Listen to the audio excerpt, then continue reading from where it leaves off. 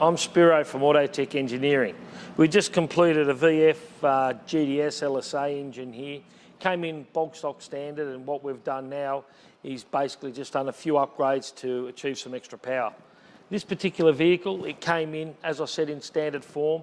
We've added a 14% overdrive pulley, a Harrop air intake. We've also fitted Harrop extractors and some high flow cats. Given it a bit of a custom tune. That's about all we've done. And the car's produced from bog stock standard 345 kilowatts at the wheels up to 407. So it's picked up nearly 60 kilowatts at the wheels from a few simple modifications.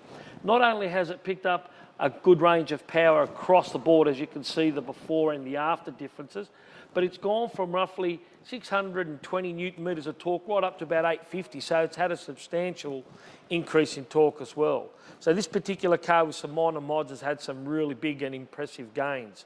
So if you've got a HSV LSA engine or Commodore or any kind of Holden that you want modified, give us a call here at Autotech Engineering and see what we can do for you.